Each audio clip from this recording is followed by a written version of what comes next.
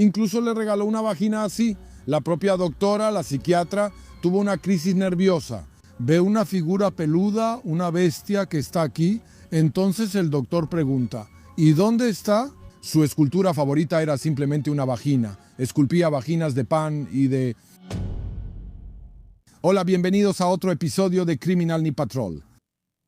Los tribunales deciden qué pasará con el sospechoso, con aquel que cometió tal crimen. Eso es lo que pensaba y realmente no hay nada novedoso en eso.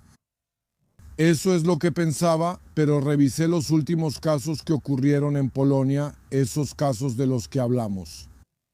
Crímenes crueles, asesinatos, y resulta que no es del todo así.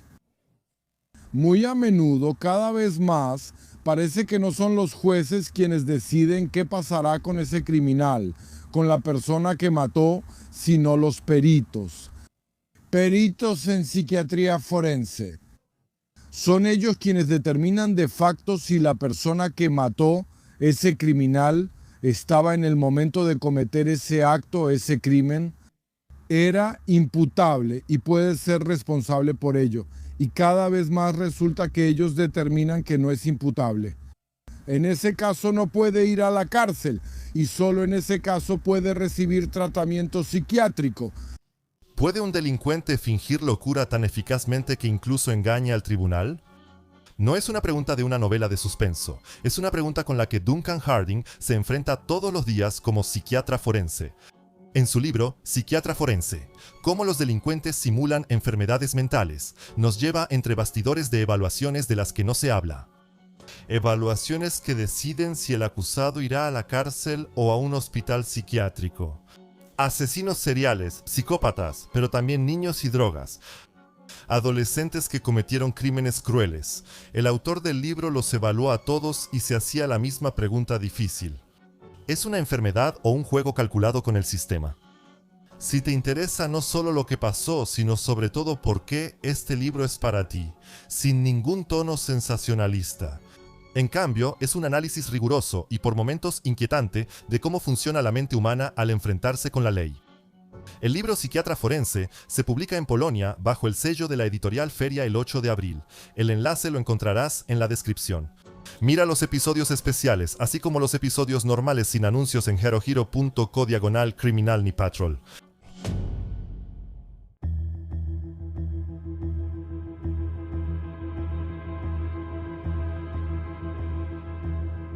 Cuando todavía era jefe de investigaciones en Nova Huta, llevábamos un caso así. Son dos vecinos que, siempre se peleaban. Esas peleas luego se convirtieron en tal odio que un día uno de ellos, Stanisław, así se llamaba, quiso matar al otro, matarlo con un hacha. Por suerte no lo logró. El otro escapó, pero hubo un caso judicial por intento de asesinato. En el momento en que fue detenido, ese Stanisław dejó de hablar por completo. Dejó de hablar, no decía nada, no reaccionaba. Terminó en un hospital psiquiátrico y estuvo allí más de un año. Ahí fue observado, ahí fue tratado y durante un año simplemente estaba totalmente inerte. No dijo ni una sola palabra. Simplemente para moverlo de alguna manera había que empujarlo, se sentaba. En general, una persona con la que no había ningún contacto. Después de un año, más de un año, los peritos concluyeron que esa persona había sufrido una crisis mental permanente. Y simplemente tiene una enfermedad mental.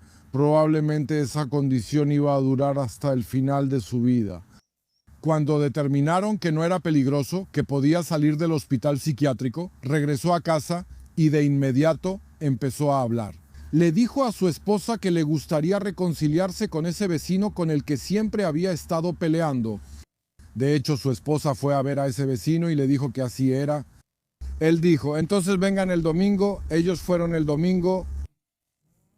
Entonces entran por el umbral de esa casa. Ese vecino que los recibió se conmovió un poco. Dice, vecino, después de tantos años, por fin habrá reconciliación. Y de repente saca un hacha de debajo de su abrigo, grita, no habrá ninguna reconciliación. y simplemente le da un golpe en la cabeza. Por suerte volvió a sobrevivir porque esas mujeres de alguna manera lo salvaron. Pero el hecho es que ese hombre no habló durante más de un año. Durante más de un año fingió estar mentalmente enfermo, llevaba esa venganza todo el tiempo en su corazón y en cuanto tuvo la oportunidad simplemente salió y quiso terminar lo que había planeado más de un año antes. Simplemente quería matar a su vecino. No, parece que ninguno de los médicos se dio cuenta de que él simplemente estaba simulando, que estaba fingiendo y simplemente los estaba engañando.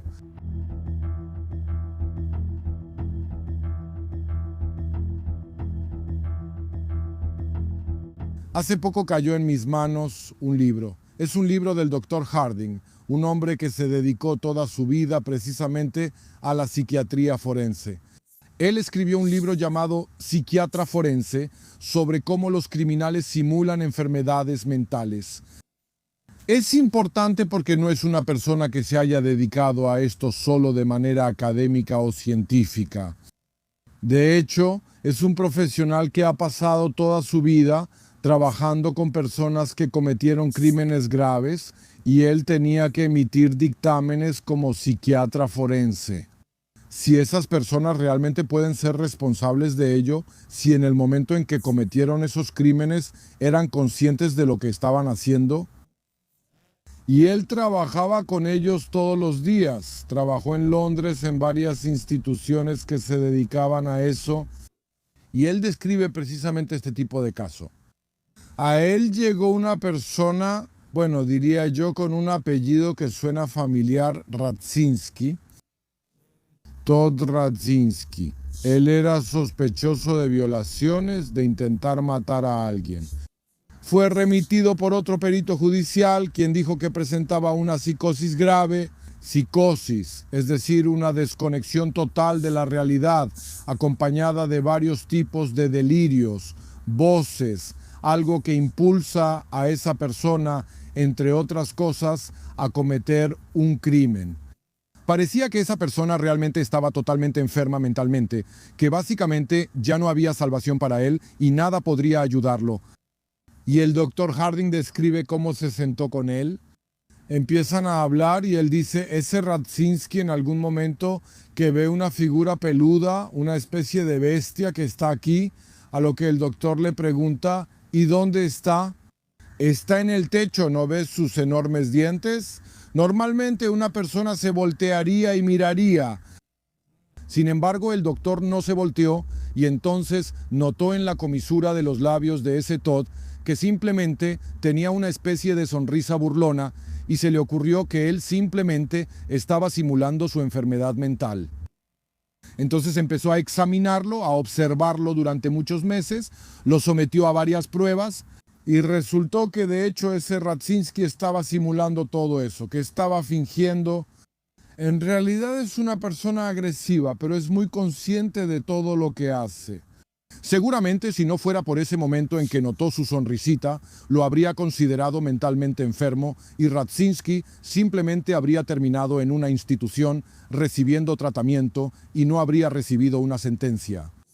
Entonces eso de alguna manera me convence de que afirmar que alguien está mentalmente enfermo y al mismo tiempo decir que no puede ser responsable penalmente es un gran problema. Y por supuesto está la pregunta de si siempre se logra eso.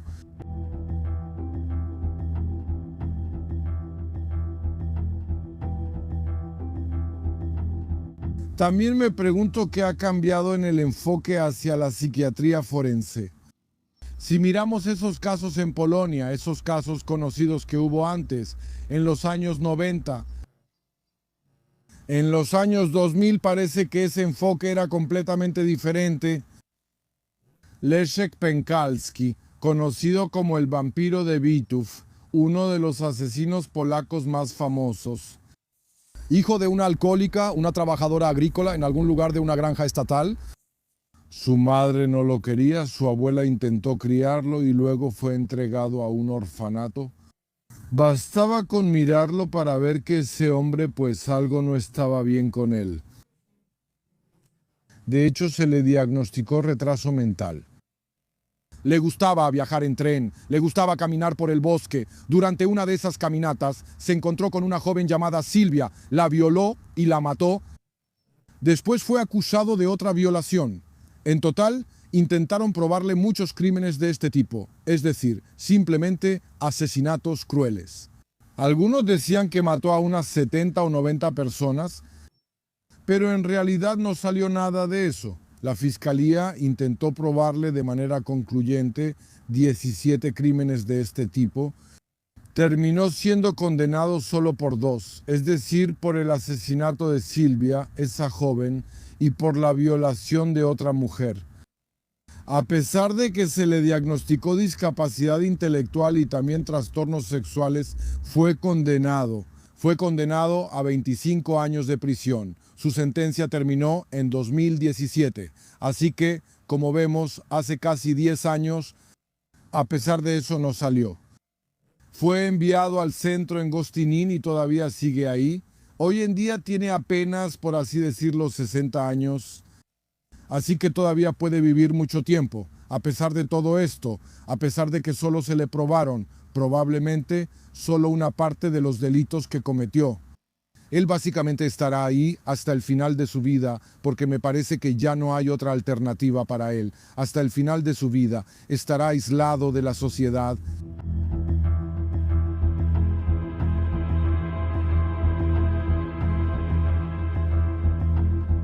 Otro asesino así, o una persona conocida como asesino, es Paweł Tuchlin, conocido como el Escorpión. No Paweł Tuchlin, quien también era sospechoso de al menos varias decenas de asesinatos de este tipo. Odiaba a las mujeres, él mismo venía de una familia disfuncional. Su padre era alcohólico, tenían 11 hijos, él era el 8º hijo. Fue tratado por sus padres con mucha severidad, entre otras cosas porque incluso siendo ya un muchacho, simplemente se orinaba en la cama. Él se avergonzaba de eso, pero era como una especie de maldición para él. Empezó a asesinar mujeres y afirmó que en el momento en que mataba simplemente se sentía mejor.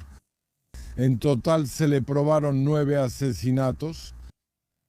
10 intentos de asesinato y él confesó 10. Luego, ya en la sala del tribunal, se retractó y dijo que los agentes de la milicia le habían obligado a dar esas declaraciones. Pero estuvo mucho tiempo bajo observación en el hospital psiquiátrico de Szczecin.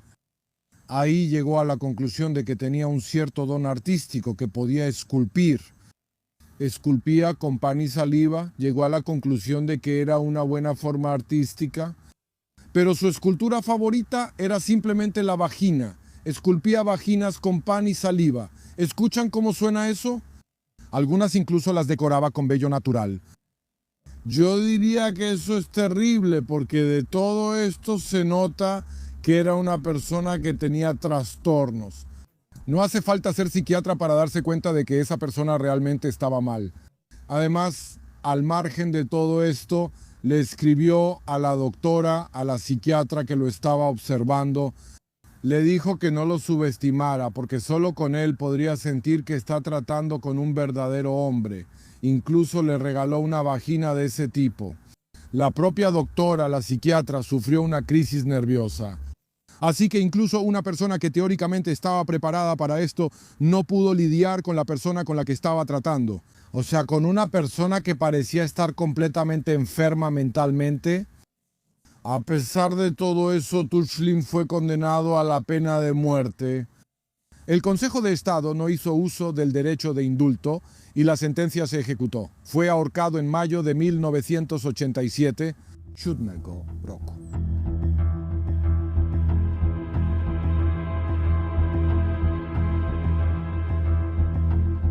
Otro criminal muy conocido y cruel, Mariusz Trynkiewicz, fue por él que se cambió la ley, el asesino de 4 niños pequeños.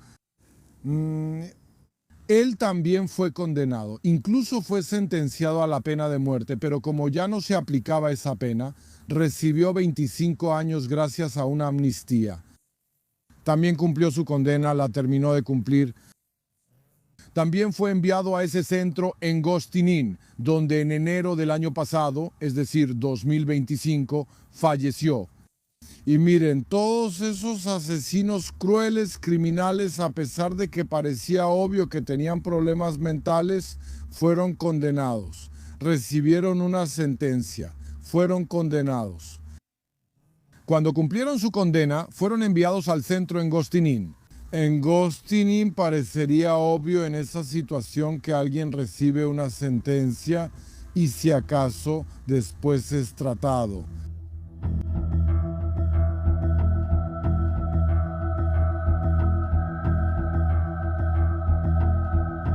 Hice la pregunta de qué ha cambiado entonces en este enfoque hacia la psiquiatría forense, en la evaluación de la responsabilidad penal de alguien o la falta de ella.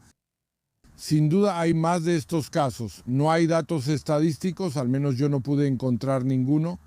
Los únicos datos estadísticos que encontré son del año 2008, que en 2008 hubo alrededor de más de 500 casos de este tipo, donde se determinó la inimputabilidad de alguien. Pero en el año 2014 ya se determinó el doble de estos casos. No lo sé, intenté buscar, no veo estadísticas, aunque por las conversaciones, incluso por cómo seguimos todas estas historias y casos, se nota que definitivamente hay muchos más. ¿Recuerdan hace un año? Es un caso especialmente impactante del que hablamos. El asesinato en la Universidad de Varsovia. Mieszko, quien tomó un hacha, mató de manera cruel a una empleada de esa universidad, la portera. También intentó matar al guardia de seguridad. Eso fue en mayo de 2025. Aún no ha pasado un año desde que los médicos peritos determinaron que él era inimputable. Así que este caso ya no será juzgado por el tribunal. No habrá una sentencia judicial, pero Mieszko recibirá tratamiento. Irá a un hospital psiquiátrico y recibirá tratamiento. De manera similar, la historia de Michał, quien atropelló a 22 personas en Monsiak de Sopot. De manera similar, la historia de Remigius, quien golpeó brutalmente a su hija de 3 años, y podríamos multiplicar este tipo de casos. Y por supuesto, para esa persona que lo hizo, eso tiene un significado colosal. No hay sentencia. Va a un hospital psiquiátrico. El tratamiento puede durar de 5 a 10 años, pero existe la posibilidad de que en algún momento los médicos determinen que esa persona está sana y puede salir. No será responsable de lo que hizo, se curó y regresa a la sociedad. Y por supuesto, hay otra pregunta. ¿Y esas personas que tienen una imputabilidad disminuida en el momento de cometer el acto no se dan cuenta de ello? Eso es una especie de psicosis.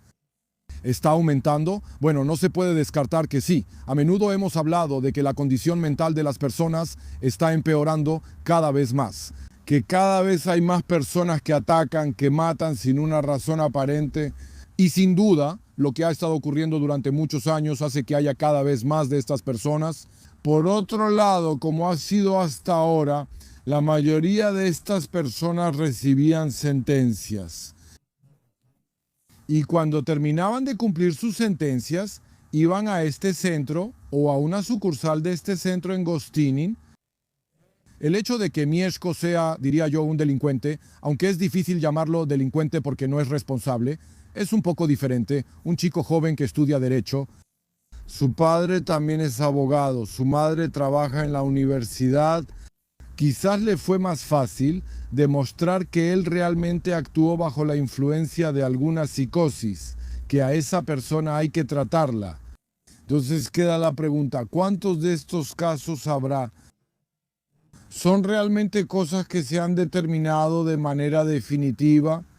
Como les dije al principio, decir que alguien tiene una enfermedad mental no es tan simple, no es tan obvio. Esto es una especie de juego, me parece, entre el médico o los médicos que examinan, observan y la persona que hizo esto. Y no se puede descartar que a veces ese juego entre ellos favorece a quien mató.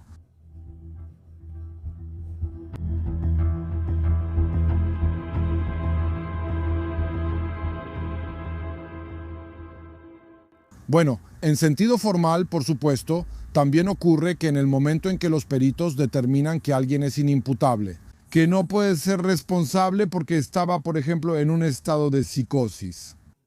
Entonces el fiscal tiene la obligación de presentar una solicitud de sobreseimiento del proceso ante el tribunal y el tribunal debe decidir si realmente se sobreseerá el proceso. Pero ¿qué tribunal decidirá de otra manera? ¿En base a qué, con qué conocimiento? Se sabe de antemano que el tribunal solo puede aceptar esa solicitud. Como dije, esas son preguntas. Muchas de esas preguntas siguen abiertas. Eso es una especie de, diría yo, problema que ha surgido, creo, en los últimos años. La pregunta es si somos capaces de lidiar eficazmente con la afirmación de que alguien era inimputable en el momento de cometer el crimen. ¿Podemos descifrarlo al 100% y afirmar que realmente fue así y que esa persona debe ser tratada y no castigada? Aquí hay cierto tipo de dudas. Si hay dudas, entonces también surge la pregunta de si este tipo de historia, cuando alguien en lugar de ir a la cárcel es enviado a un hospital psiquiátrico y después de algunos años sale, ¿no es de alguna manera una forma de eludir un poco la ley? Todo esto, por supuesto, refiriéndome a lo que decía sobre el doctor Harding. Sobre ese hombre que en su práctica profesional durante muchos años observó a ese tipo de personas. Como él mismo afirmó, no es sencillo y él mismo se dio cuenta de que es posible que simplemente un perito psiquiatra sea engañado. Y eso es todo en el episodio de hoy. Por supuesto, suscríbanse a nuestro canal y como siempre, cuídense. Mira los episodios especiales, así como los episodios normales sin anuncios en herohero.toko Criminal Ni Patrol.